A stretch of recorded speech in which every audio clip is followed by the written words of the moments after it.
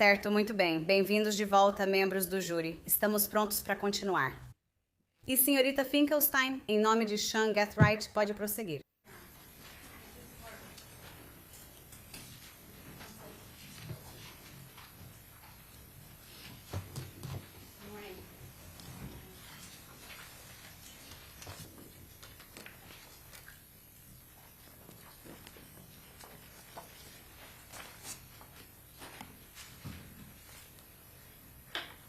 Membros do júri, percorremos um longo caminho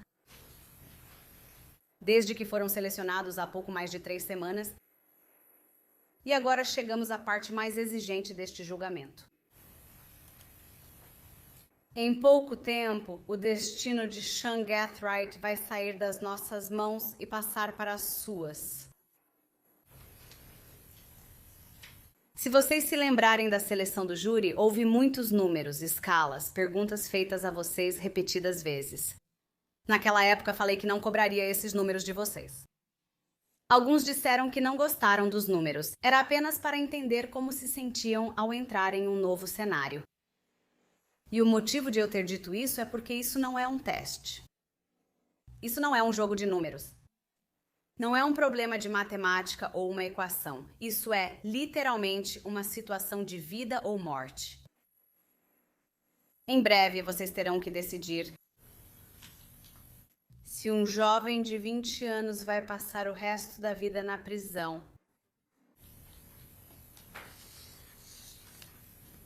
ou se ele será executado. Sean Gathright não é uma pessoa má.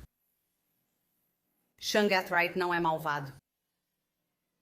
Não importa quantas vezes, não importa de quantas formas isso possa ser dito nas alegações finais do Estado, ele não é um gênio do crime. Ele não é um supercoordenador ou orquestrador.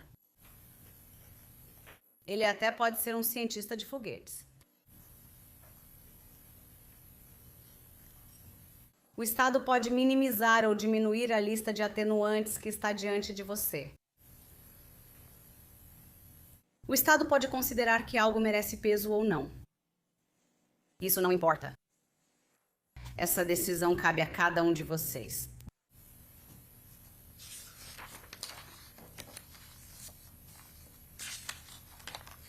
A opinião ou teoria do Estado é apenas isso. Como falei na abertura, essa parte do julgamento é sobre os réus, sobre Sean Gathright. E é sobre cada um de vocês. Em várias ocasiões, ouvi o Sr. Harmon lendo alguns fatores atenuantes e dizendo: pode considerar isso como atenuante, tudo bem. Por sorte, vocês não precisam de permissão. Vocês podem avaliar essa mitigação como acharem adequado. Cada um deles. Essa é uma decisão de vocês, uma decisão pessoal, e vocês nunca, sob nenhuma circunstância, precisam votar pela pena de morte. No encerramento da acusação, o Sr. Harmon apresentou um caso muito forte sobre por que vocês deveriam considerar o Sr. Gathright culpado. Vocês já fizeram isso. Essa parte já acabou. Foram duros com o Sr. Gathright e o retrataram como líder de tudo isso. Não estaríamos aqui sem ele. Essa é a teoria dele. A minha é que isso foi feito para reduzir a mitigação. Isso foi feito para convencer vocês de que o que viram e ouviram deste banco de testemunhas na semana passada, da própria boca do Sr. Gathright, não deveria receber o peso significativo que merece. Mas o que isso realmente fez foi provar que um garoto sem motivo, sem envolvimento, sem histórico nisso, pode acabar envolvido em uma cultura na qual ele não deveria estar.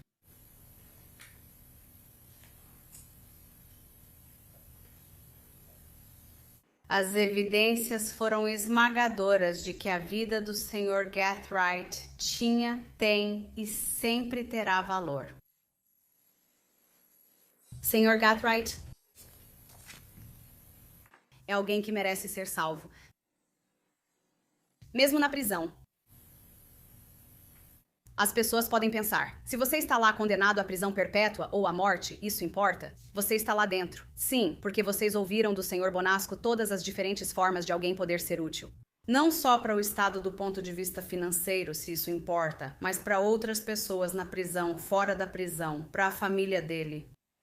Que o apoia não importa o que aconteça. Senta aqui e escuta todos os dias. Você ouviu de amigos, familiares, orientadores, o quanto ele é uma pessoa positiva e otimista. Ele pode ser uma luz em um lugar escuro.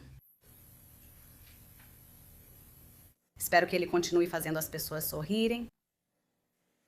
Mesmo agora, da prisão, você ouviu que ele ainda pergunta sobre outras pessoas quando fala com elas, tentando mantê-las de bom humor enquanto está preso. Mesmo enfrentando sentença de morte, ele se preocupa com os outros. Isso não é maldade. Isso não é maldade. O tema dos depoimentos dessas testemunhas a favor do Sr. Gathright era que ele era positivo, engraçado, espirituoso e fazia todos se sentirem bem. Você ouviu que ele era gentil, respeitoso e bem educado. E você não precisa apenas acreditar na palavra da família e dos amigos que o conhecem e, claro, querem vir aqui e querem salvá-lo, eles querem ajudá-lo. Você viu isso no próprio Sr. Gathright. Aquele jovem teve a coragem de subir lá e te encarar e falar com você. E fez o melhor que pôde para explicar seu remorso, sua responsabilidade e seu valor.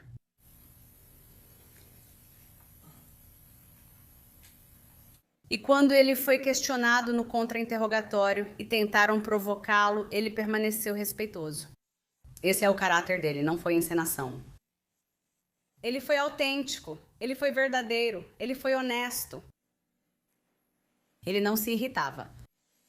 Ele respondia a todas as perguntas educadamente, sempre terminando com Senhor. De alguém que fazia um contra-interrogatório bem duro com El e queria que você votasse para tirar a vida dele. Ele continuou respeitoso porque é assim que ele é por dentro. Isso não muda. Agora, esse é o motivo para você não aplicar a pena de morte a alguém? Bem, isso cabe a você. E é por isso que a escolha é sua. Mas isso, junto com os outros depoimentos que você ouviu, é a prova de que bons jovens, boas pessoas, jovens privilegiados, acho que é assim que queremos chamá-los, educados, inteligentes, experientes, que esse tipo de jovem, Sean Gathright, não estava isolado, ou protegido ou imune, de se envolver em algo no qual ele não deveria estar.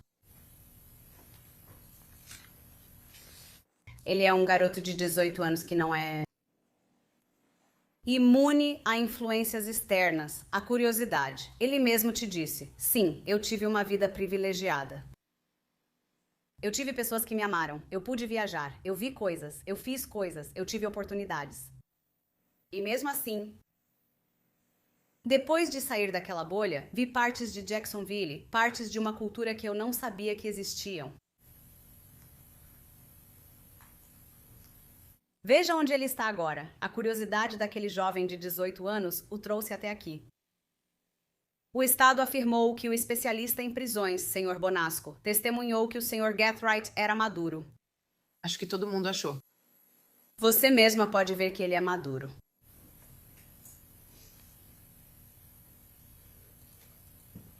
Ele parecia maduro para a idade. O Sr. Bonasco baseia isso em uma conversa na cadeia de pouco mais de 1 hora. Mas de qualquer forma, porque ele trabalhava, viajava, ajudava a se sustentar, cuidava dos outros, ia à escola, se apresentava como adulto, consegue se cuidar sozinho. Isso pode ser maduro para um jovem de 18 anos. Mas ele ainda tem 18 anos. Maturidade por fora não é a mesma coisa que ser um adulto plenamente desenvolvido e ter experiências de vida, ter conhecimento, ter malícia de rua.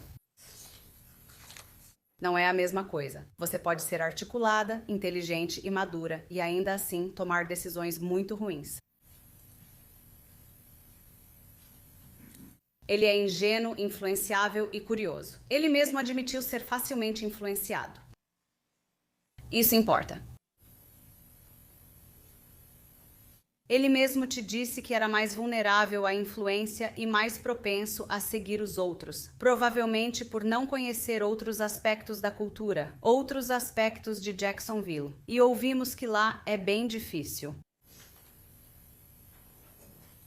Por ter 18 anos, ele tinha menos capacidade de refletir se estava no caminho certo e de prever o resultado final, pois lhe faltava experiência e conhecimento. Ele disse que, embora tivesse referências masculinas e orientação na vida, nos momentos em que sentiu que isso realmente importava, quando Brian Harrington, seu padrasto, que era um cara ótimo, se divorciou da mãe dele em 2020.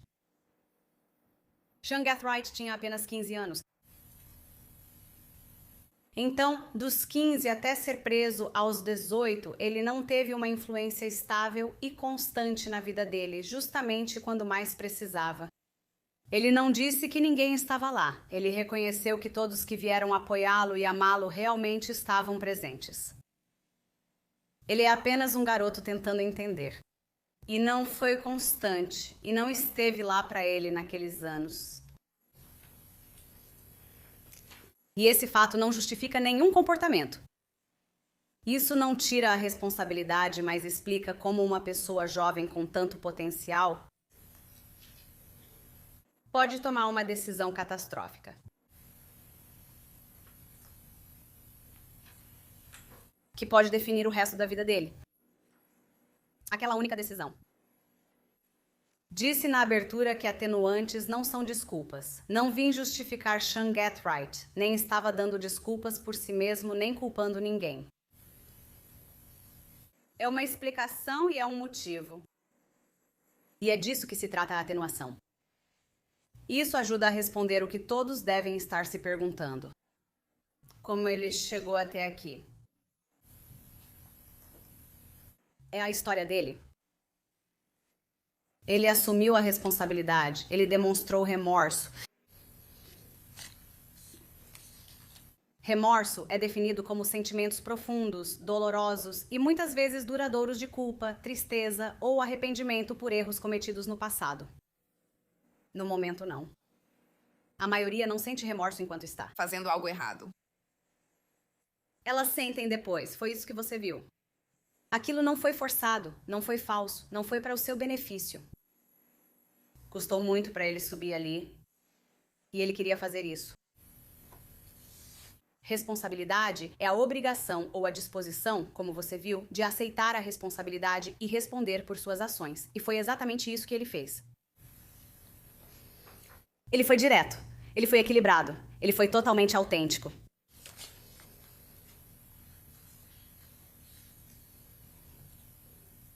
Ele te contou o que o levou lá e como a curiosidade o afetou. Você já tinha ouvido o depoimento de Maurice Edwards. O Estado tentou, mas ele nunca. Um dos atenuantes era sobre sua instabilidade ou dificuldade de adaptação. E Maurice Edwards realmente te disse isso, que quando era mais novo, por ter tido algumas experiências e porque Sean viajava e não era tão estável em um lugar, ele tem uma família birracial que ele realmente sentia uma certa sensação de instabilidade. Onde eu pertenço? Onde eu me encaixo? E claro que você vai sentir isso. Você está viajando para todo lado. Sim, você está vendo coisas incríveis, mas ele ainda é uma criança. E ele admite, o Sr. Gathright te contou que pisou na cadeia e imediatamente pensou, em que ponto eu me desviei do meu caminho? E ao invés de sentir pena de si mesmo, se culpar por essa situação que ele e ninguém mais que você ouviu está passando. Ele abriu a Bíblia e disse que falou com Deus. E ele está tentando tirar o melhor de uma situação em que se encontra. Ele disse algo que eu achei bem profundo. Ele disse que, sabe, as pessoas estão sempre pedindo algo a Deus, rezando para que Deus lhes dê algo ou faça algo por elas. E ele pensou, eu posso perguntar a Deus o que Ele quer de mim. Então, mesmo nessa situação, ele pode ser uma luz, ele pode ajudar as pessoas. Ele pode tentar mudar a vida das crianças ou adultos com quem ele entra em contato. Num lugar muito escuro, ele enxerga esperança e futuro. E eu estou aqui pedindo para vocês enxergarem esse futuro para ele. Vejam a esperança nele, vejam a redenção nele.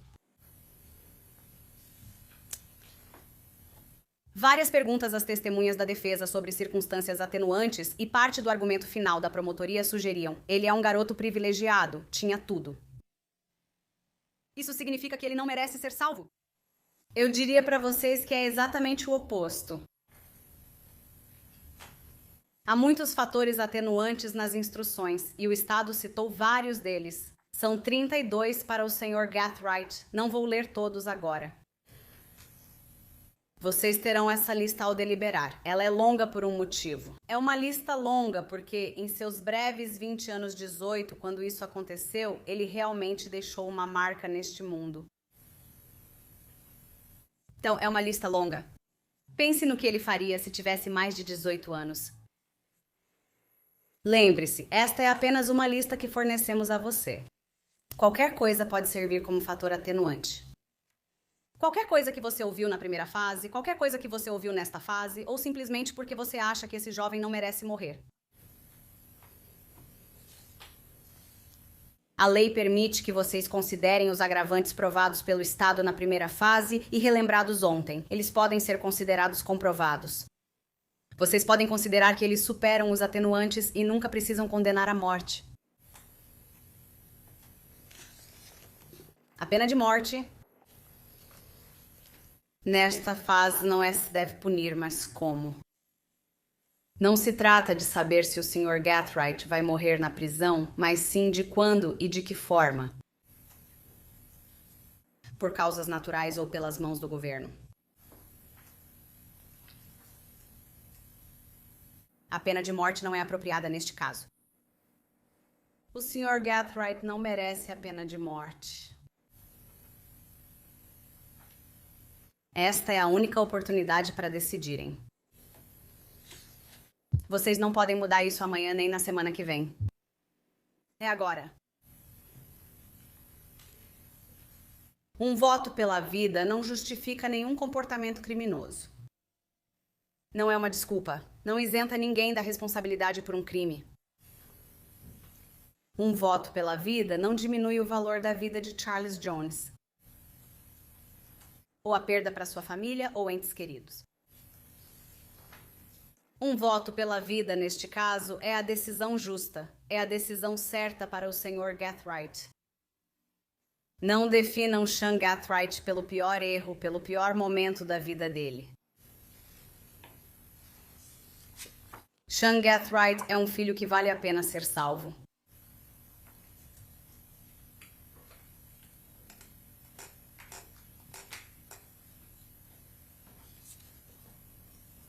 Ele é um amigo que vale a pena ser salvo.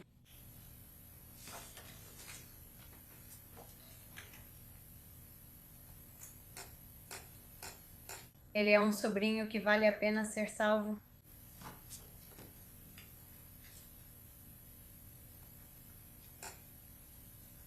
Ele é um neto que vale ser salvo. Ele é um irmãozinho que vale a pena ser salvo.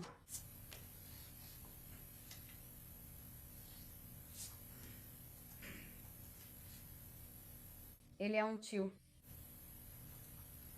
Vale a pena ser salvo.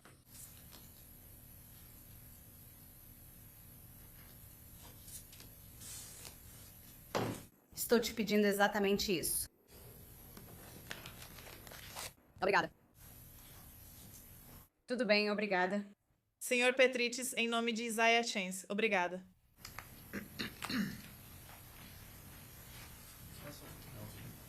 Com a devida vênia, meritíssimo. Agradeço novamente. Você receberá muitos agradecimentos hoje, todos merecidos. Estamos no fim do seu serviço e, como disse antes, provavelmente essa é a parte mais difícil, o que todos entendemos. Quero começar dizendo que a justiça será feita. Isaías Chance passará o resto da vida na prisão. Punido, afastado da sociedade. Tudo o que pedimos é que poupe a vida dele. A morte nunca é conquistada. A pena de morte existe para os piores dos piores. Afirmamos que Isaías Chance não é um desses. Como falei, ele pagará por esse crime todos os dias pelo resto da vida. Estamos pedindo que vocês permitam que ele tenha essa vida. Esta será uma conversa sobre a vida, um pedido em nome de um jovem e de sua família.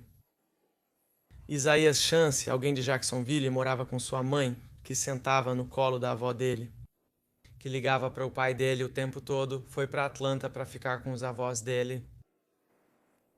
Vocês decidem hoje sobre um homem com 3 filhos. Um homem que passou todos os dias da vida trabalhando mais do que as pessoas ao redor dele, só tentando acompanhar e se esforçando ainda mais para parecer que não estava fazendo isso.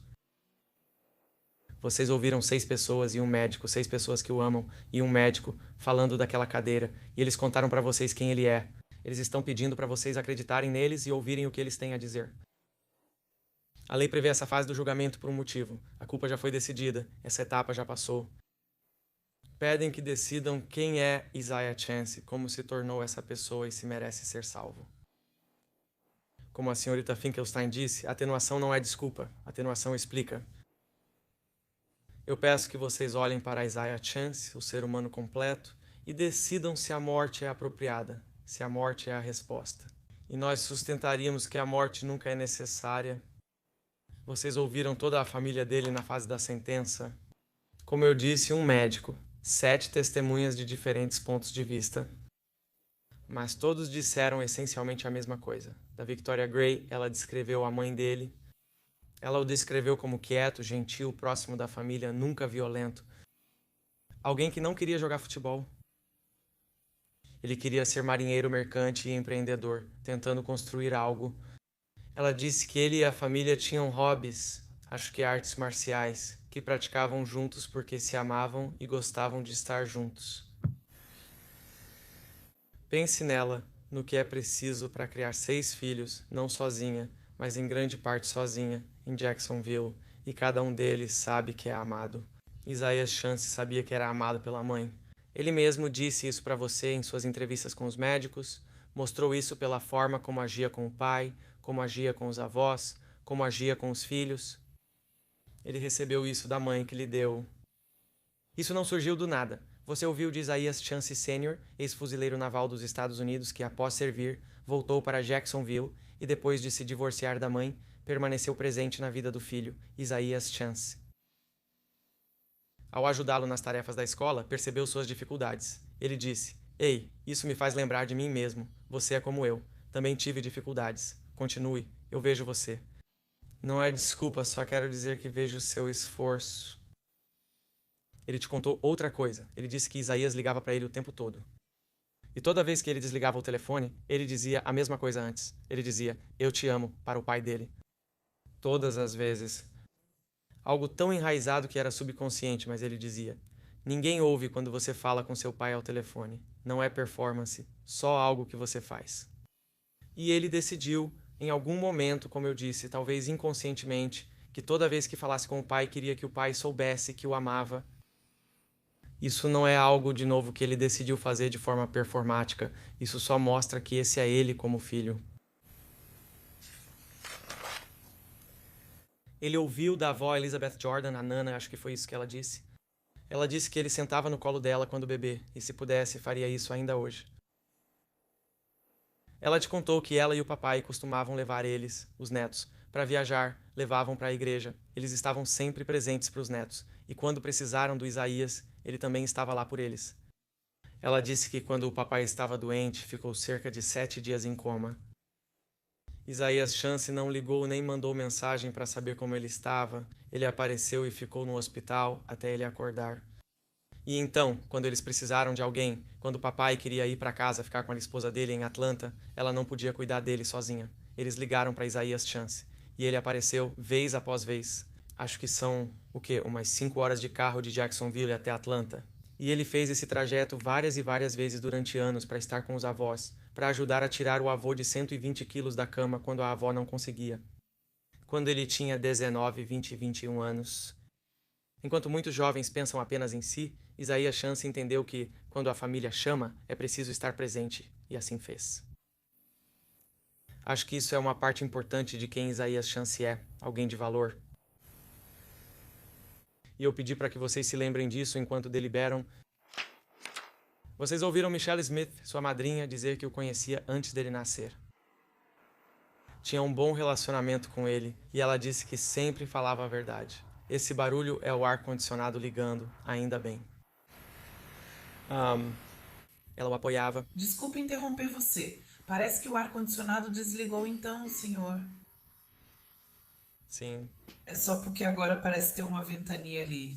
mas é uma coisa boa.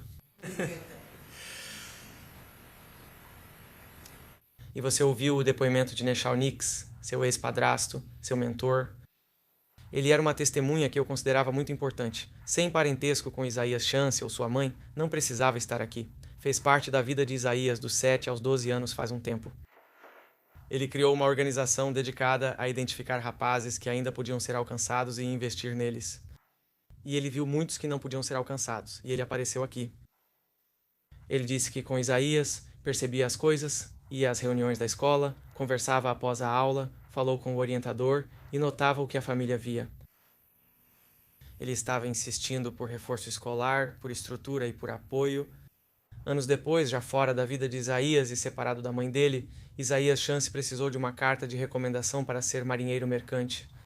Ele procurou o Sr. Nix, que viu algo em Isaías Chance, arriscou sua reputação e escreveu a carta de recomendação para ele. Isso não é obrigação nem sentimentalismo. É um homem que aprendeu, ao longo da carreira, a enxergar quem as pessoas são, viu algo em Isaías Chance e pedimos que vocês vejam o mesmo. Vocês ouviram a senhorita Wade. Ela o conhece desde que ele tinha cerca de 16 anos quando estava amadurecendo. Ela disse que, quando precisava de alguém para cuidar da casa, quando precisava de alguém para cuidar dos animais de estimação, e qualquer pessoa que conhece animais sabe que isso é uma responsabilidade séria. Alguém para deixar um deles cuidar do seu animal de estimação. Ela ligou para Isaías Chance. Ela nunca teve nenhum problema. Ela nunca teve problemas de confiança. Ele fazia isso toda vez. Você não deixa alguém fazer isso a menos que realmente confie que nada vai acontecer. Ela disse que ele falava com ela sobre seus planos e objetivos para a vida, o que queria conquistar. Ela pretende manter contato com ele na prisão, o que já mostra o tipo de pessoa que inspira tanta lealdade. 6 testemunhas, 6 vínculos diferentes, narrando para você 6 anos distintos da vida de Isaías Chance. Épocas, todos te dizendo a mesma coisa. Ele era quieto, respeitoso, gentil, amoroso, não violento.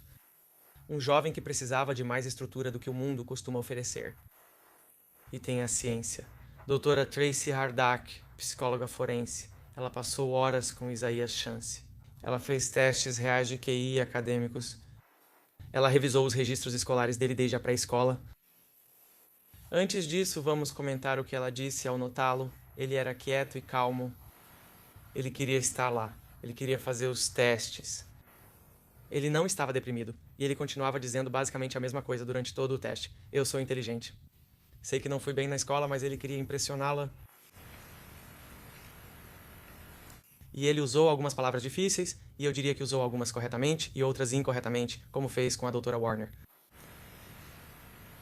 Ele tinha um QI total de 71. Foi o resultado que ela obteve nos testes. Aos 22 anos, ele lê como um aluno da 5ª série e tem matemática de 3ª série. Coisas que muitos de nós consideramos garantidas na vida, que conseguimos fazer, geralmente são mais difíceis para Isaías Chance. Não são impossíveis, só mais difíceis.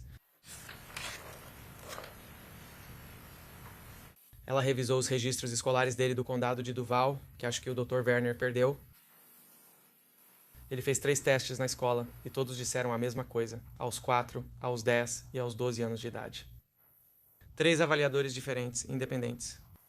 Aos 4 anos disseram que ele tinha problemas de fala e várias testemunhas afirmaram que ele não falava naquela época. Então, corroboração. Aos 10 anos ele obteve a mesma pontuação que o Dr. Hardig obteve, corroboração. Aos 12 anos ele ainda estava um pouco abaixo e foi retirado da escola. As pessoas que colocam nessa faixa não são desprovidas de inteligência. Eles conseguem formar relacionamentos e podem ter empregos, Não estamos pedindo que você considere o QI dele como desculpa, mas apenas como contexto, algo que você pode levar em conta quando estiver deliberando sobre a mitigação. Ela também diagnosticou TDAH e as observações clínicas da escola confirmaram isso. Ele ficava fora de foco mais de 30% do tempo, muito mais do que os colegas de classe, e isso nunca foi tratado. O Estado mencionou que um co-réu não fez testes de QI por falta de corroboração e comentou isso de forma negativa. Temos a comprovação trazida por 3 testes de QI, mas eles não querem que você veja. Estou pedindo que analise esses testes.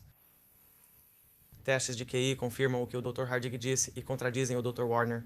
E a última coisa que quero dizer sobre a Dra. Warner é que ela disse que confiava nos testes feitos na escola, confiava nos testes que o Dr. Hardig fez, confiava e concordava com os resultados de todos, mas discordava do diagnóstico, que é baseado nos resultados. Eu diria que isso não faz sentido. Nós também ouvimos que pode ser vulnerável em ambientes inadequados e tem necessidade constante de pertencimento. E isso é humano, isso é uma característica, não é um defeito de caráter, é apenas uma necessidade humana. Quero falar sobre o ambiente certo e como ele era. Isso era como o que o Sr. Nix proporcionava. Quando o Sr. Nix estava lá, quando ele dava estrutura, quando alguém prestava atenção, houve progresso de verdade. Isaiah fez progresso de verdade. Isso te diz algo. Isaiah Chance não é alguém irrecuperável. Ele é alguém que se sai melhor quando alguém está prestando atenção. Não estamos aqui para pedir que você acredite que ele nunca mais vai ter dificuldades. Pedimos que acredite que a luta vale a pena, que tem valor, que importa e que ele não é definido pelos piores momentos de sua vida.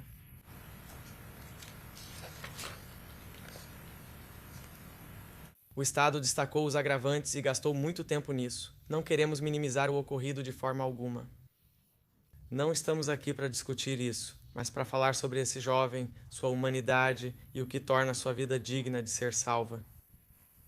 Acreditamos que os atenuantes superam os agravantes. Como disse a senhora Finkelstein, vocês receberão uma lista deles. Não vou abordar todos, apenas alguns. E vocês dão o peso que acharem adequado a esses atenuantes. Isaiah Chance não tem histórico significativo de atividade criminosa anterior.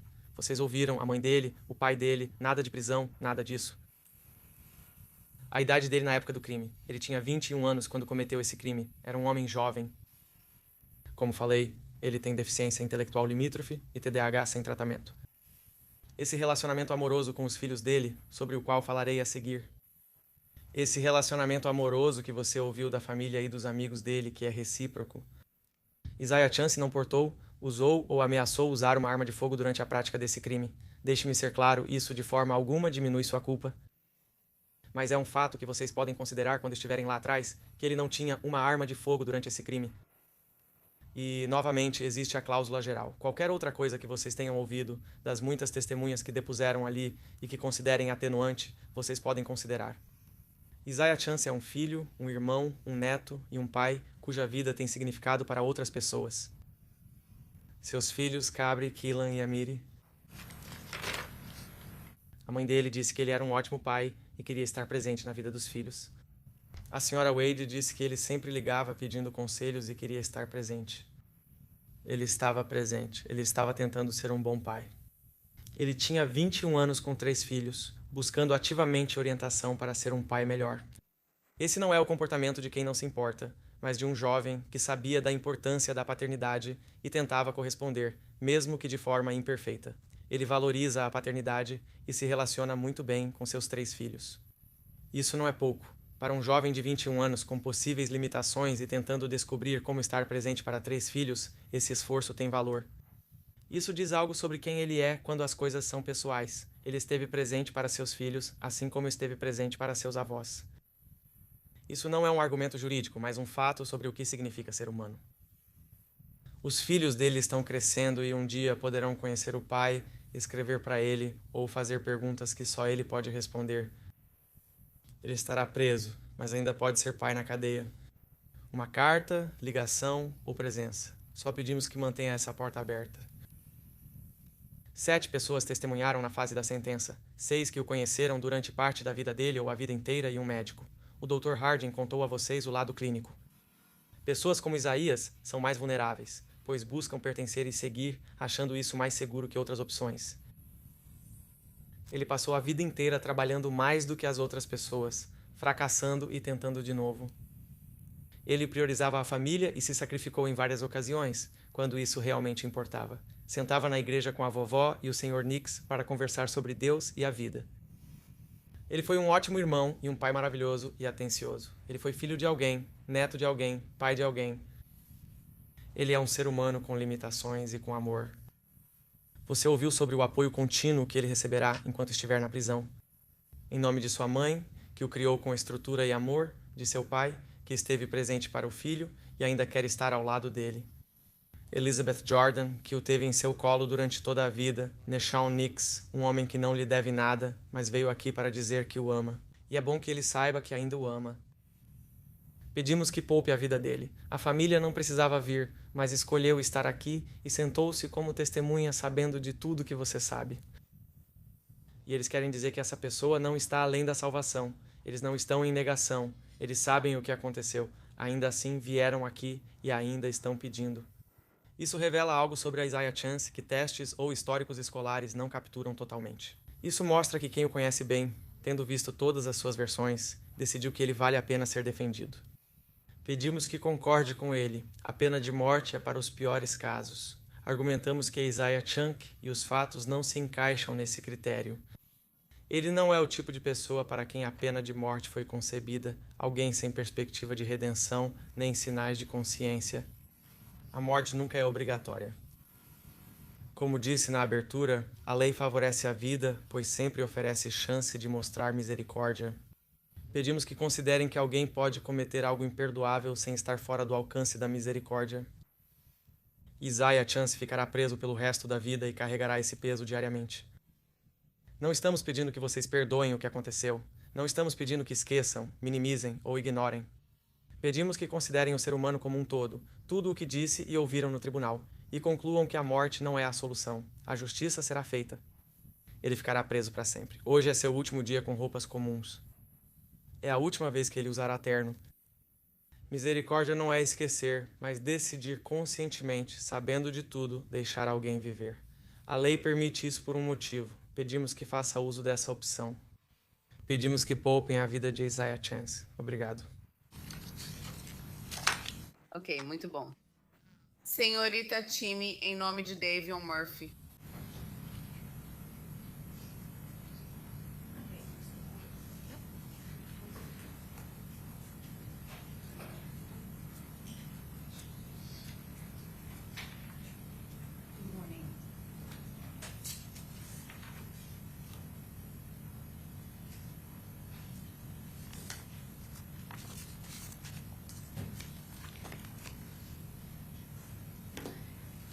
Davion Murphy nasceu em 10 de janeiro de 1997, uma tela em branco, de olhos arregalados para o mundo. Sem conhecer suas limitações, sem saber o que era bom ou ruim. Mas as crianças aprendem com o que vêm todos os dias. Quando as crianças aprendem a crítica, elas aprendem a condenar. Quando elas aprendem hostilidade e violência, elas se tornam violentas e brigam. Quando as crianças vivem com instabilidade, elas se tornam instáveis. Agora, como eu disse na minha introdução, a Flórida não tem liberdade condicional. Não existe redução de pena. Enquanto Davion Murphy está sentado ali agora, assim como todos esses outros réus, eles receberão prisão perpétua. A única pergunta para vocês é quando ele morre. Seja por causas naturais ou por execução. Essa é a única decisão que resta a ser tomada. Esta talvez seja a decisão mais importante da sua vida. O destino de outro ser humano está em suas mãos. Quero fazer uma pergunta para vocês. Que benefício existe em executar Davion Murphy?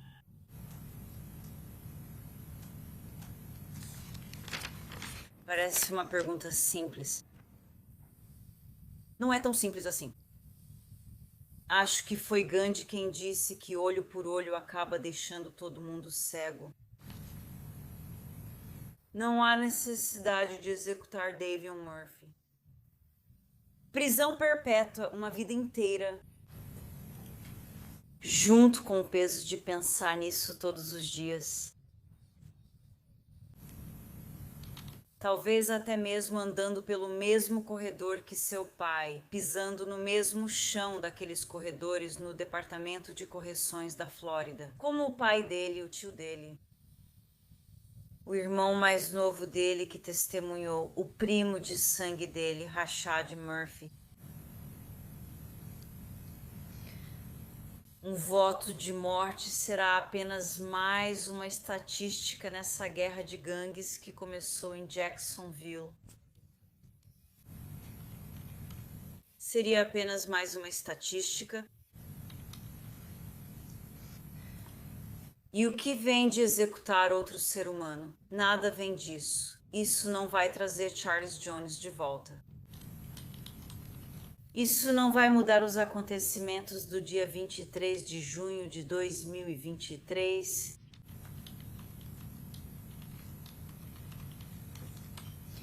Isso simplesmente perpetua a violência que começou há muito, muito tempo, não aqui em Hillsborough, no condado de Harrowsboro, mas em Jacksonville. Como vocês ouviram das testemunhas do Estado, dos detetives de gangues, há tanta violência nesses grupos que existem detetives designados para acompanhar certas gangues. Foi nesse ambiente que Davion Murphy cresceu.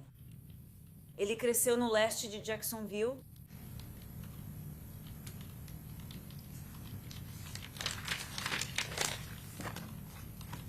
Davion Murphy não nasceu em uma vida de privilégios e oportunidades. Ele nasceu em meio à violência e à instabilidade.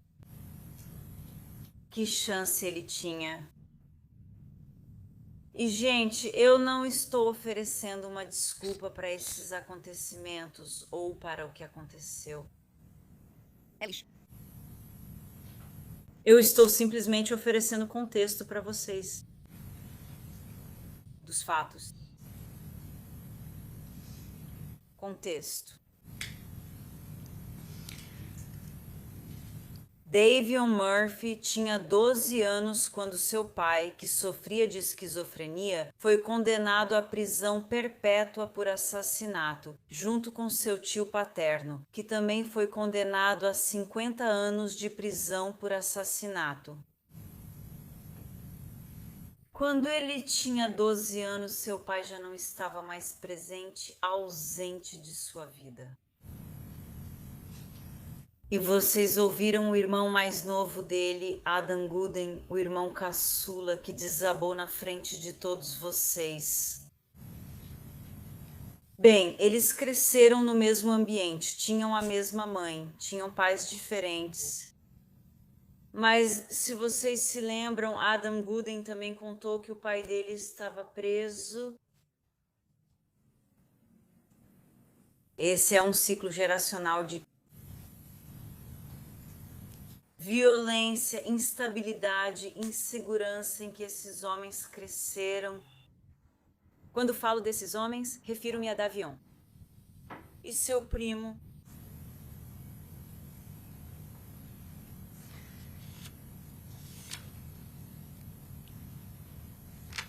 E você pôde ver isso em primeira mão através das testemunhas do Estado, dos detetives do Estado, assim como através das pessoas que testemunharam em favor de Davion. Considere uma criança com deficiência intelectual, com dificuldades de aprendizagem. Jogue-o na violência e no crime das ruas de Jacksonville. O que acontece? Eles procuram conforto, eles procuram uma figura paterna. O que se torna a figura paterna para eles? As ruas, as gangues.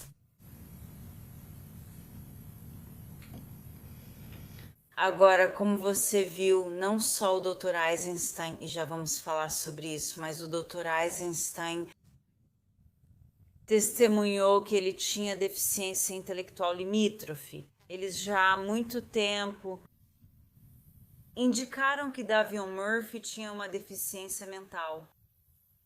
Ele estava em turmas especiais, estava em turmas com plano educacional individualizado, teve que repetir várias séries. E ele também sofreu lesão cerebral traumática por causa dos diversos eventos que aconteceram na vida dele. Vários acidentes de carro, brigas, cair de um carrinho de golfe ou bater um carrinho de golfe na árvore.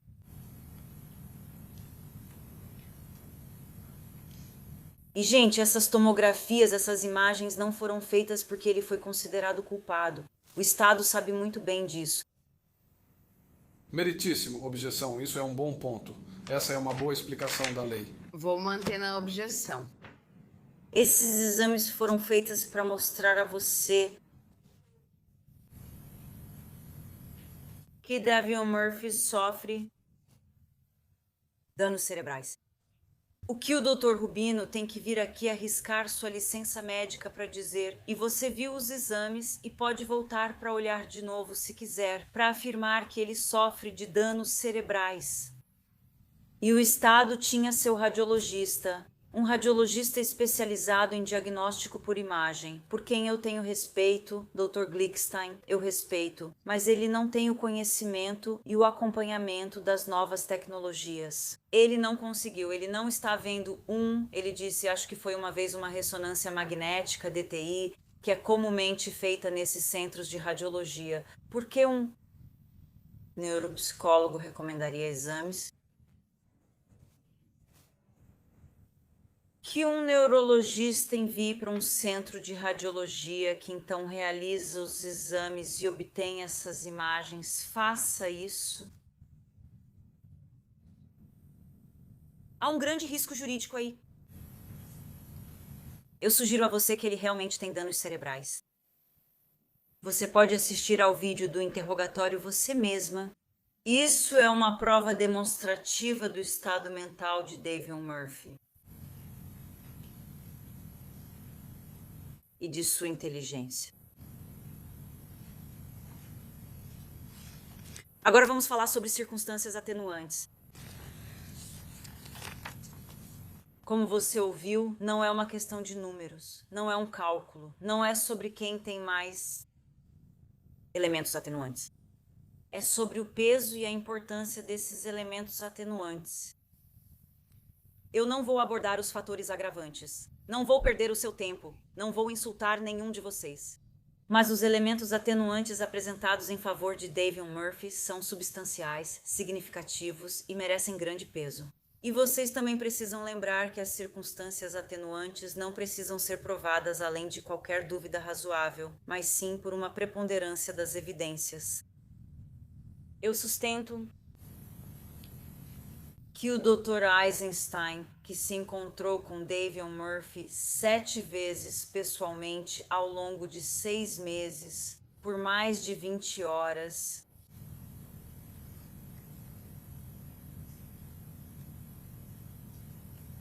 tem uma ideia melhor, uma compreensão melhor de quem Davion Murphy é, não a doutora Warner, que se encontrou com ele pelo Zoom por 80 minutos. E então, quando o Estado perguntou por que ela teve tão pouco tempo, foi porque a prisão só deu a ela 3 horas ou algo assim. Bem, se você só teve 3 horas, então diga que precisa de mais tempo. Você não teve tempo suficiente. Você não pode fazer um diagnóstico adequado ou dar uma opinião porque não teve tempo suficiente. A doutora Eisenstein teve tempo suficiente. Ele dedicou tempo para conhecer Davion Murphy, analisou seus registros, seus prontuários médicos. E por que não fornecemos à doutora Eisenstein os relatórios policiais, gravações em vídeo, interrogatórios, vídeos e coisas assim? Porque queríamos ter certeza de que não haveria nenhum viés. Que a doutora Eisenstein se encontrou com Davion Murphy, que se encontrou com Davion Murphy sem qualquer parcialidade. É por isso.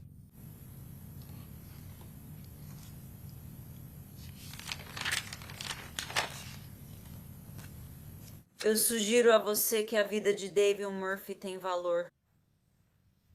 Davion Murphy é digno, que ele pode ser redimido.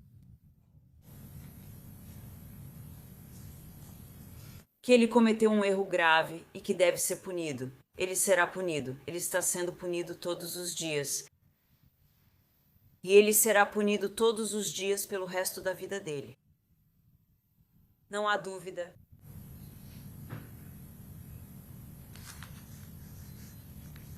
Mas é seu trabalho olhar para ele como um indivíduo. Todos esses réus como indivíduos, e não comparar um com o outro, mas olhar para cada um deles como um indivíduo.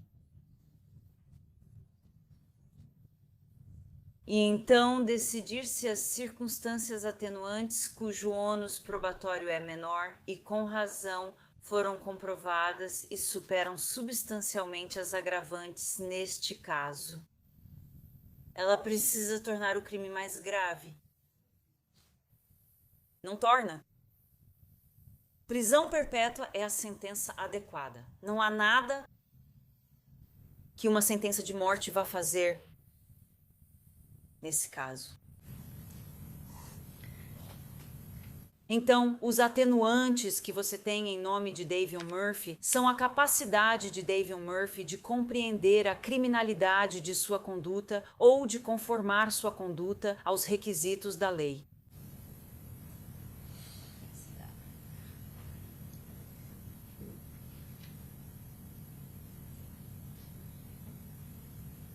Esse é um. Ele tem 13, mas mais uma vez isso não importa. Não importa se você tem 50 ou 100, não é uma questão de quantidade. Não é sobre quem tem mais. Quem tem mais agravantes ou atenuantes. O segundo, o crime capital foi cometido enquanto Davion Murphy estava sob influência de extrema perturbação mental e emocional. É aí que entra o Dr. Eisenstein. É aí que entra a Dra. Rubino com o depoimento dela. A idade de Davion Murphy? Ele tinha 27 anos, mas quando você considera o depoimento da doutora Eisenstein, a idade da pessoa por fora não é necessariamente a idade da pessoa por dentro. Davion Murphy tem lesão cerebral traumática. Sim, a doutora Rubino testemunhou que sim. E os médicos, eles discordam, eles realmente discordam. Você tem que decidir em quem você acredita. Novamente, não precisamos provar além de dúvida razoável que esses fatores atenuantes existem, apenas mostrar a preponderância ou maior peso das evidências. Davion Murphy está na faixa limítrofe de deficiência intelectual. Vamos falar sobre a doutora Warner por um minuto. Ela indicou que ele era de inteligência média-baixa, eu acho, foi isso que ela testemunhou. Mas ela não tem a capacidade de fazer nenhum teste psicológico, não fez um teste de QI, basicamente não fez nada. Ela fez um exame do estado mental de Davion Murphy. Isso não foi contestado, não foi refutado. Davion Murphy não teve uma figura de referência estável na vida dele. Não, ele não teve. O irmão mais novo dele também não.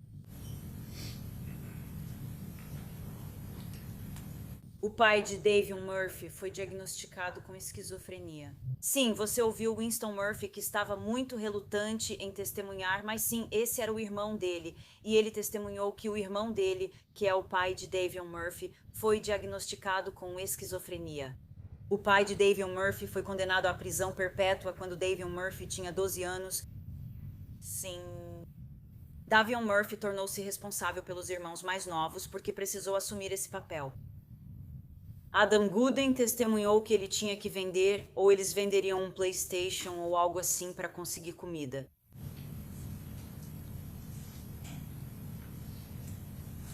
Davion Murphy é amado por sua família. Sim, ele é.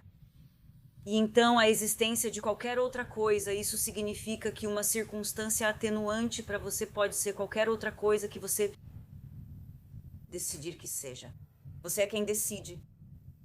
Talvez seja algo que eu não disse ou que não foi apresentado a você. Talvez seja algo que...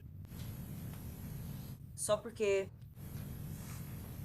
você acha que a vida é mais apropriada do que a morte, do que a execução. Porque esse voto é individual para cada um de vocês. É um julgamento moral individual que cada um de vocês tem.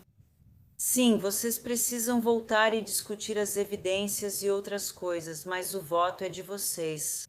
Não é o voto de mais ninguém. E não deixem que ninguém mais tente convencer vocês sobre como vocês devem votar ao voltarem para lá. É decisão de vocês.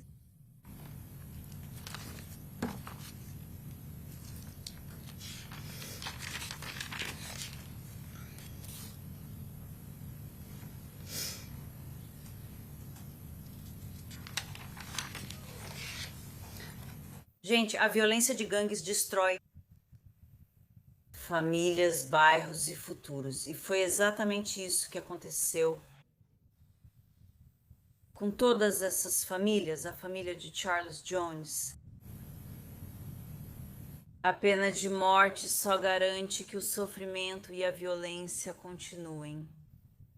Prisão perpétua para Davion é uma punição justa. Isso o retira da sociedade.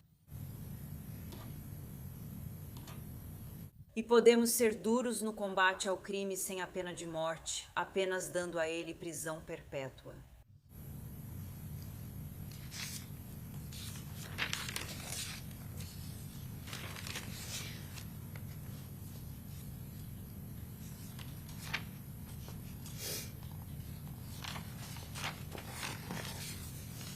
Agora, este é o formulário do veredicto. E mais uma vez, assim como na fase de culpa, só porque vocês não ouviram Davion Murphy, como ouviram Sean Gatright na fase da sentença, isso não significa que vocês podem usar isso contra ele. Ele tem o direito de permanecer em silêncio, e isso não pode ser usado contra ele. Lembro isso a vocês em relação a qualquer um dos réus que não tenha deposto na fase da sentença. Aqui está o formulário do veredicto.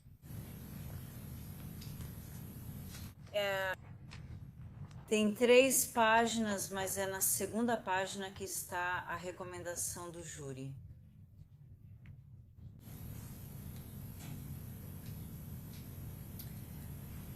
Você pode pensar, é só uma recomendação.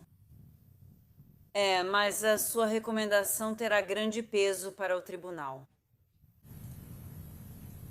Então, quando você votar, esse vai ser o voto. Vai ser o fator decisivo para determinar o que essas pessoas vão receber, vida ou morte.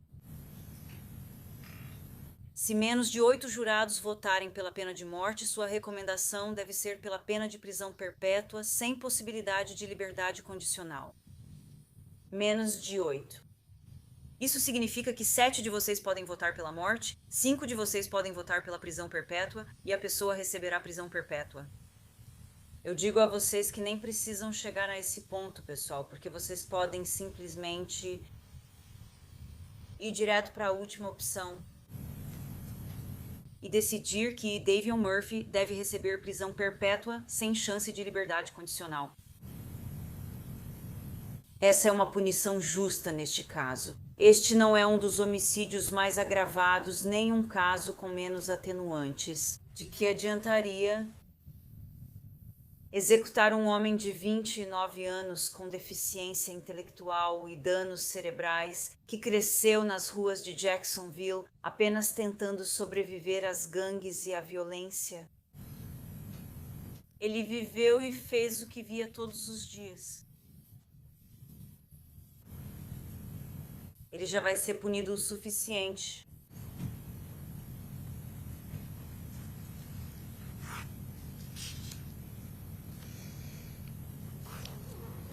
Você pode dizer para Davion Murphy que ele fez uma coisa terrível. Isso é terrível. É trágico. Você também pode dizer que ele pode se redimir e tem valor, com um voto pela prisão perpétua. Obrigada. Obrigada, senhorita Jimmy. E senhor Hernandes? Em nome de Rashad Murphy.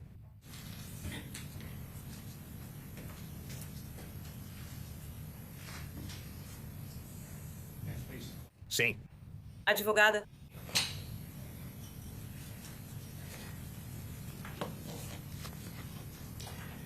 Bom dia, senhoras e senhores. Quero começar novamente agradecendo muito pelo trabalho de vocês, pela atenção dedicada a este caso. Como vocês sabem, estou falando em nome de Rashad Murphy. Não consigo imaginar um advogado tendo uma responsabilidade mais esmagadora do que defender a vida de um homem. E aqui estamos nós. Enquanto passamos por as evidências que foram apresentadas e as circunstâncias atenuantes que foram propostas, quero garantir que não haja nenhuma tentativa de deturpar. Se eu falar algo, tenho minhas anotações e vocês as de vocês. Se eu disser algo que vocês se lembram de forma diferente, por favor, confiem nas suas anotações e nas suas memórias coletivas. Vocês ouviram isso várias vezes durante este caso e vou abordar isso brevemente. A recomendação de vocês é extremamente importante. Ela tem um grande peso. O juiz tem que atribuir grande peso a isso. E as circunstâncias atenuantes que foram apresentadas por Rashad Murphy e os outros réus só precisam ser comprovadas pela preponderância das evidências. Se você acredita que isso provavelmente existe, pode considerar e dar o peso que decidir que merece. E essas circunstâncias atenuantes podem ser fatos sobre o caso ou podem ser fatos relacionados a Rashad Murphy, como pessoa, como ser humano. Como, por exemplo, os problemas mentais que foram apresentados, sua infância, sua história, suas conquistas. Também podem ser suas observações pessoais sobre o comportamento do Sr. Murphy durante as últimas 6 semanas, já que você teve a oportunidade de observá-lo por 6 semanas consecutivas. E o seu voto, embora vocês deliberem, cada voto é individual. E embora haja um processo de ponderação, no final das contas, estão pedindo para que você decida qual é o voto apropriado. Ou recomendação de prisão perpétua sem liberdade condicional, ou pena de morte.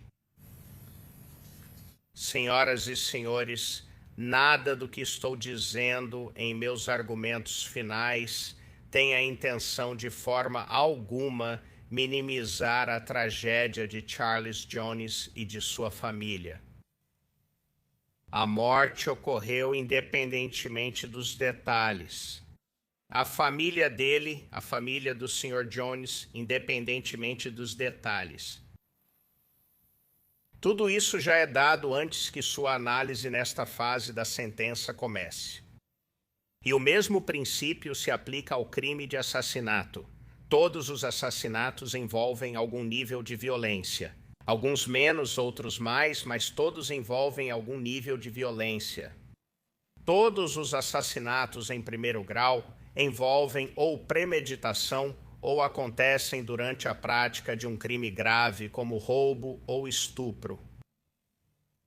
No entanto, e é por isso que estamos aqui, mesmo assim, nem todos os assassinatos em primeiro grau justificam a pena de morte. E eu afirmo a vocês que no caso de Rashad Murphy, a pena de morte não é justificada. Mas vocês precisam de uma análise dos fatos, do caso, mas também de quem é Rashad Murphy. Vocês ouviram vários membros da família. Ouviram a noiva dele, Charmaine Staker, e a mãe, sua noiva, que eles se conhecem há, acredito, 15 anos ou mais, e ela é mãe dos 4 filhos dele. Vocês também ouviram 2 das tias dele, Hazel Dickerson e Jamila Murphy, assim como o tio dele que está na prisão, que também testemunhou aqui, Winston Murphy. Todos eles deixaram claro para vocês que o amam muito e que ele tem muitas qualidades positivas. Todos eles confirmaram, de uma forma ou de outra, todos confirmaram a infância difícil do Sr. Murphy. Sua história pessoal, sendo um excelente pai e irmão para seus irmãos. Todos tinham algum conhecimento, alguns mais, outros menos, sobre o aspecto físico e do abuso físico e emocional que Rashad Murphy sofreu enquanto crescia,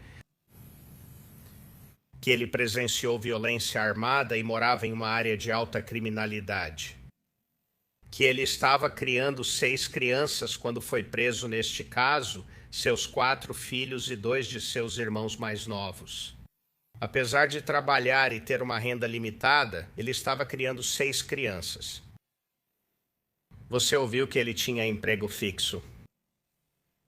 E que você também ouviu da senhorita Steger, suas tias, que elas continuariam a ter contato com o Sr. Murphy e a visitá-lo na prisão, caso ele venha a cumprir uma sentença de prisão perpétua sem possibilidade de liberdade condicional. E com algo que o Sr. Harmon disse ontem, quero deixar claro, acho que você concordaria. O fato de ele ter alguns familiares amorosos como sua noiva, mas voltando à sua infância, tendo 2 tias carinhosas, não apaga. Não apaga de forma alguma a infância extremamente difícil que ele teve sem um pai e com uma mãe com um sério problema com drogas. E, obviamente, ele foi retirado do lar da família e encaminhado para uma família acolhedora por causa disso.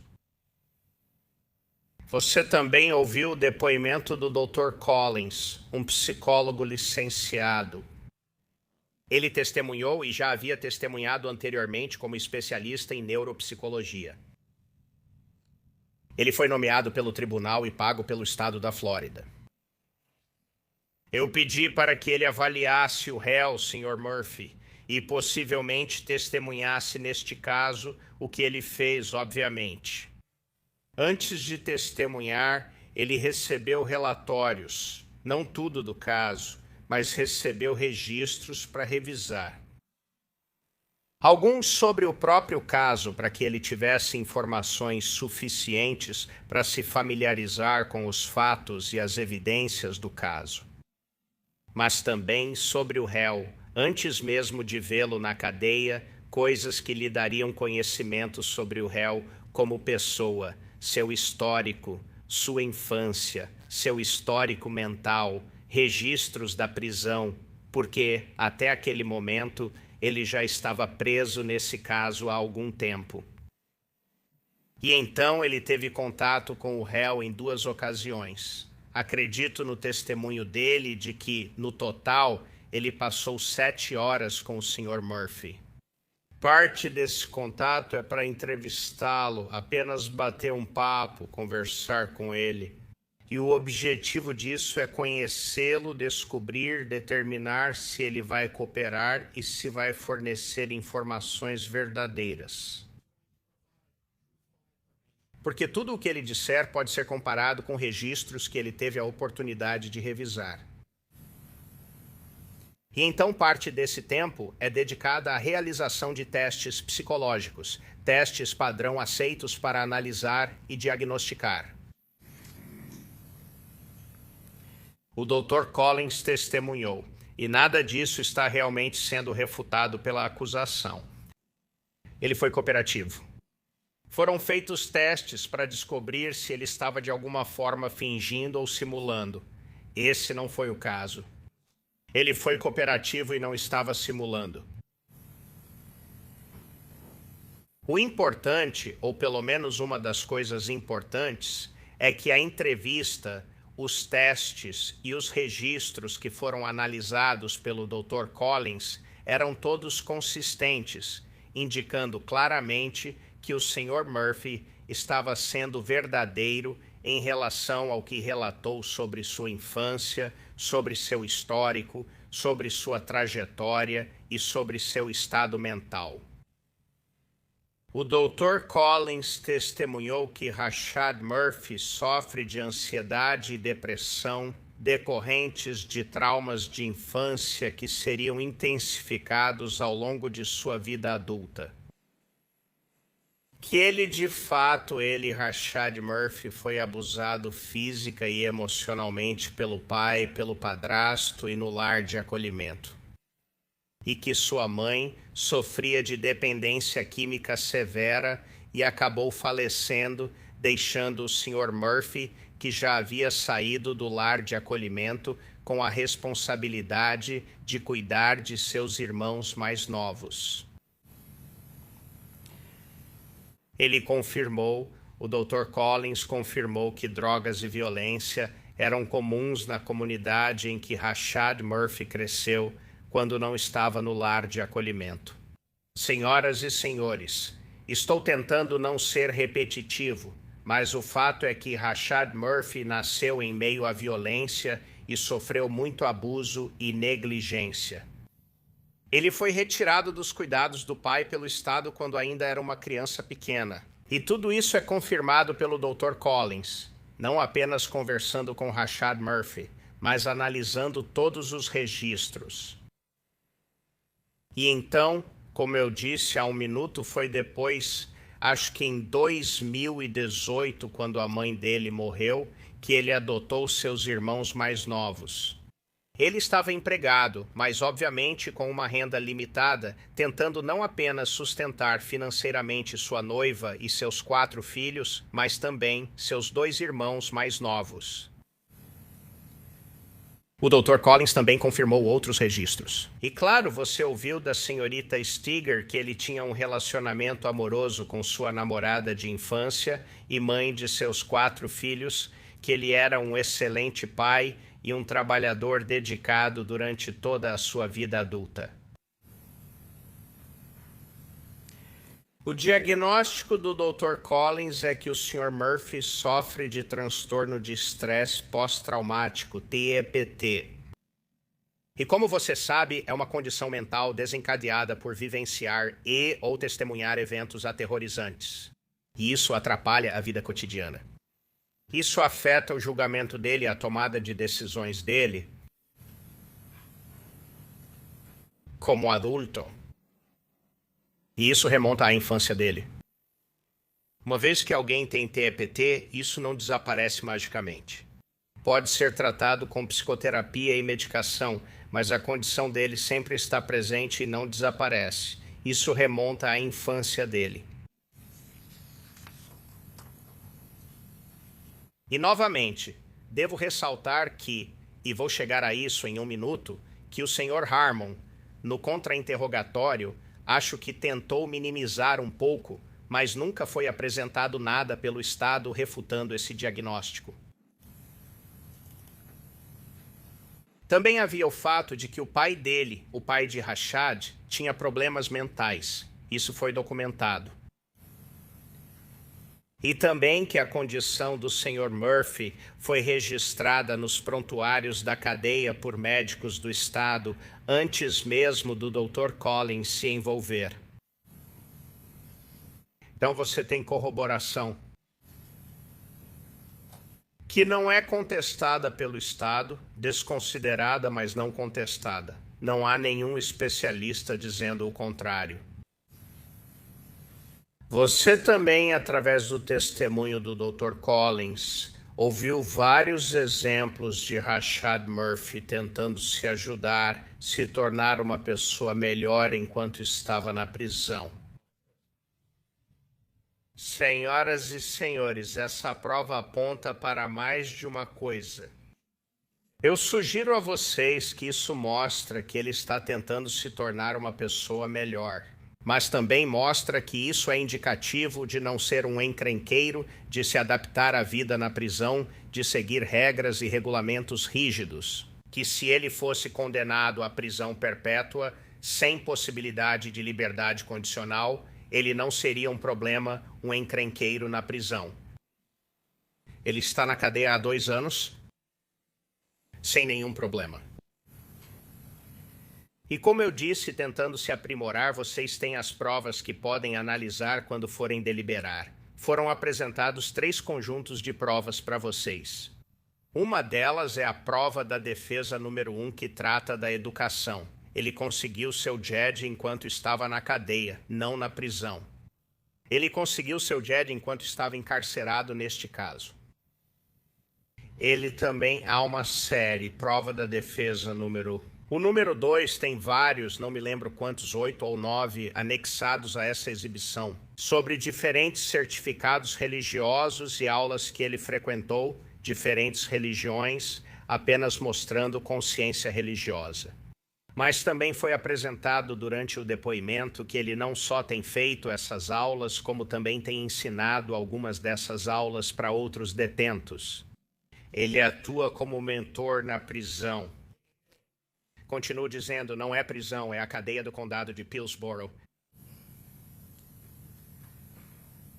E então o item de defesa número 3 é uma compilação de certificados relacionados geralmente a autoajuda, aulas de paternidade, participação no Alcoólicos Anônimos, regulação emocional, coisas desse tipo. E, senhoras e senhores, acho que o que estou dizendo parece até óbvio demais para mencionar. Nada desse testemunho e desses itens são apresentados como defesas legais ou desculpas para o homicídio. Mas, como vocês sabem, todos os homicídios em primeiro grau são imperdoáveis. Mas certamente são apresentados como válidos.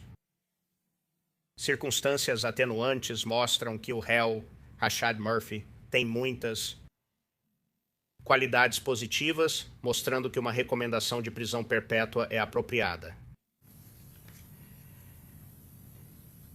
O tribunal, quando chegarmos à parte das instruções, quando chegarmos especificamente a Rashad Murphy, a defesa apresentará a vocês uma série de circunstâncias atenuantes propostas, e elas serão lidas para vocês. Uma delas, e acho que há algumas que têm a ver com o fato de que ele não tem antecedentes criminais, e vamos falar sobre isso em 1 minuto. Sem condenações anteriores por crime grave.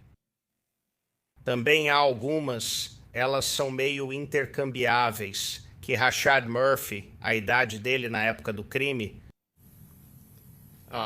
ele tinha apenas 30 anos quando o homicídio ocorreu. Não há disputa sobre isso, está aí para sua consideração. O Estado nunca contestou isso, foi estipulado. Tem outro fator atenuante proposto é: Rashad Murphy tem um histórico de abuso físico e emocional na infância, consistente com transtorno de estresse pós-traumático infantil. Você ouviu o depoimento do Dr. Collins e os registros médicos da prisão. Acho que certamente há confirmação disso e, novamente, é algo que não foi refutado pelo Estado. Você também vai ouvir que Rashad Murphy manteve uma relação afetuosa com a família e os amigos enquanto esteve encarcerado. E, novamente, você ouviu isso da noiva, senhorita Seeker, do tio dele e das tias dele. Outro fator atenuante proposto é que Rashad Murphy desenvolveu consciência religiosa e espiritual enquanto esteve encarcerado. Na verdade, você ouviu o depoimento de que ele já era religioso antes, mas certamente as provas apresentadas e o depoimento da família dele corroboram isso. Além disso, Rashad Murphy ajudou a criar seus irmãos mais novos, inclusive trabalhando desde cedo para sustentar a família. Certamente isso foi corroborado pelos registros e pelo depoimento da família dele. E a mesma coisa com o próximo, que é o Rashad. Murphy, ainda menor de idade, foi retirado de sua casa principal e colocado em acolhimento familiar devido a situações de negligência e abuso em sua residência original. Além disso, Rashad Murphy demonstrou comportamento adequado e capacidade de seguir regras enquanto esteve encarcerado. Isso é confirmado não só pelos documentos apresentados, mas também pelos registros. Ele não causou nenhum problema enquanto esteve encarcerado. E isso é um indicativo de que tipo de prisioneiro ele seria se fosse condenado à prisão perpétua. Vocês também estão sendo informados sobre a existência de quaisquer outros fatores no caráter, histórico ou vida de Rashad Murphy ou nas circunstâncias do crime que possam atenuar a imposição da sentença de morte. Vamos chegar lá. Vou abordar alguns fatores atenuantes, mas se eu esquecer algo ou se vocês notarem algo com base em suas observações ou no que ouviram, considerem isso também. Agora vamos voltar a alguns desses pontos. A idade dele, que é um dos fatores atenuantes propostos. Ele tinha 30 anos na época do homicídio. Atualmente ele tem 32 anos de idade. De certa forma, eu diria que a idade é um número interessante. Ele ainda é um homem jovem. Ele ainda é jovem, tinha só 30 anos na época do delito. E certamente só isso já é apresentado como uma circunstância atenuante significativa. No entanto, também já tem idade suficiente para ter estabelecido um padrão, seja ele bom ou ruim. Certamente, aos 30 anos de idade, você já é adulto há 12 anos. Certamente já tem idade suficiente para ter se tornado um criminoso habitual. Mas aqui não temos nenhuma condenação por crime grave, absolutamente nenhuma. Então aqui temos 12 anos de vida adulta para analisar e temos um bom padrão. Com o histórico e o ambiente dele, com a violência ao redor dele, com os abusos que sofreu, eu sugiro a vocês que é extraordinário que ele tenha chegado aos 30 anos sem nenhum histórico criminal.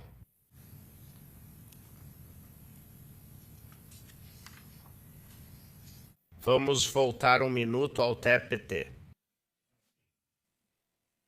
Como eu disse antes, o Estado não está negando a condição mental. Nenhum médico do Estado testemunhou refutando a opinião do Dr. Collins.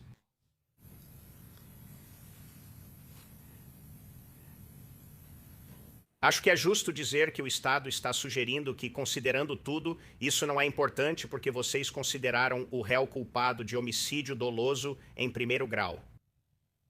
E como eu disse antes, isso não é apresentado como uma defesa, mas é apresentado a vocês como uma circunstância atenuante significativa a ser considerada por vocês. E acho um tanto desonesto por parte do Estado, em seu contra-interrogatório, insinuar que a condição mental do réu é normal para alguém que está encarcerado. Claro, estar na cadeia, ser preso, deve ser estressante. Mas não é isso que temos aqui. A infância do réu não é normal. Ser abusado pelo pai e pelo padrasto não é normal, senhoras e senhores. Crescer em um ambiente violento não é normal. Ser abusado em um lar temporário não é normal. Negligência devido ao vício da mãe dele não é normal.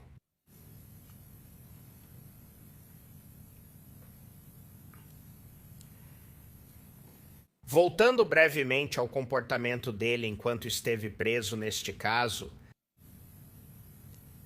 e como eu disse, isso mostra que ele sabe se comportar e não causa problemas na cadeia. Mas acho que deve ser enfatizado que ele pode ser, além de ter contato com a família, ele pode ser uma influência positiva para outros detentos. Ele tem dado aulas de Bíblia. Ele pode orientar outros detentos agora na cadeia e depois na prisão. E como eu disse, ele iria, como você ouviu no depoimento, as evidências mostraram que o comportamento dele indica que ele continuaria sendo capaz de manter um relacionamento próximo com a família e amigos enquanto estivesse na prisão. Senhoras e senhores do júri, nem todo assassinato em primeiro grau é igual. Esse é o ponto principal e uma decisão, um voto, que vocês devem considerar. Os fatos e as circunstâncias são sempre diferentes. Nem todos os réus condenados por assassinato em primeiro grau são iguais.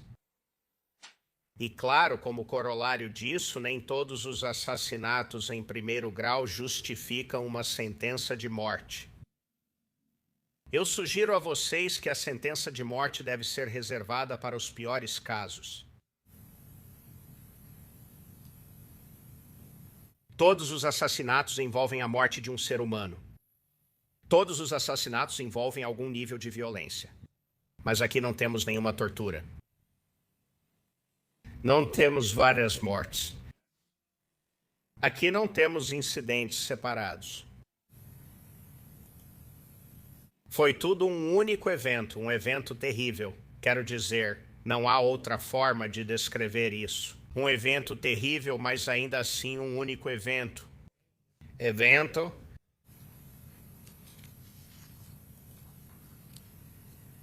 Você determina a justiça. Você determina que a justiça foi feita com o seu veredito. Como já lhe disseram mais de uma vez, Rashad Murphy morrerá na prisão, não importa seu voto. E com base no seu veredito, uma punição severa é apropriada. E só há duas opções. Eu afirmo a vocês que a justiça será feita.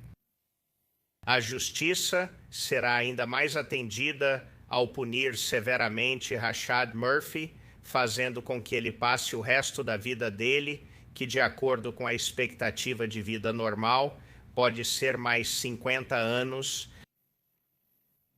passar o resto da vida dele na prisão, vivendo sob regras e regulamentos rígidos, sem as liberdades básicas que normalmente consideramos garantidas, que normalmente desfrutamos. E estou tentando não ser repetitivo, mas preciso voltar por um momento a isso. Ausência de condenação prévia por crime grave. Eu não posso, senhoras e senhores, eu não posso enfatizar isso o suficiente. Apesar do ambiente terrível em que o réu cresceu, apesar dessas cicatrizes, apesar dos problemas de saúde mental com os quais ele convive diariamente e continuará convivendo, apesar de qualquer tratamento que ele receba, o réu Rashad Murphy não tem nenhuma condenação anterior por crime grave, nenhuma. E eu peço a vocês que, ao decidirem seu voto, comparem esse fato estipulado com o de um criminoso habitual. Compare esse fato com alguém que já tem antecedentes de crimes semelhantes ou comportamento violento. Compare esse fato estipulado com o argumento do Estado de que as tentativas de homicídio servem como um fator agravante, apesar de serem apenas um único evento contemporâneo. Compare esse fato estipulado com o argumento do Estado de que um fator agravante é que o réu era membro de uma gangue criminosa. Tudo isso, todas essas alegações, todos esses fatores, apesar do fato de que ele não tem condenações anteriores por crime grave, eu afirmo que as circunstâncias atenuantes superam quaisquer fatores agravantes apresentados pelo Estado. Mas, de qualquer forma, eu afirmo que os fatores atenuantes mostram claramente que uma recomendação de prisão perpétua é justificada em relação a Rashad Murphy. Senhoras e senhores do júri, eu não apresentei essas provas, nem fiz este argumento final para, de forma alguma, justificar o homicídio. Meu único ponto é que as provas apresentadas, todas corroboradas, demonstram que uma recomendação de prisão perpétua é adequada para Rashad Murphy. E, por fim, quero falar sobre os filhos de Rashad Murphy. 2 filhos, 2 filhas, com idades entre 7 e 13 anos, praticamente as idades que o réu tinha quando passou por alguns desses abusos e separação da família enquanto crescia. Apesar de estar na prisão pelo resto da vida, ele foi um excelente pai, ele é um excelente pai e ainda pode ser uma influência positiva para seus filhos. Ele tem sido e continuaria sendo um pai amoroso e presente que apoia seus filhos.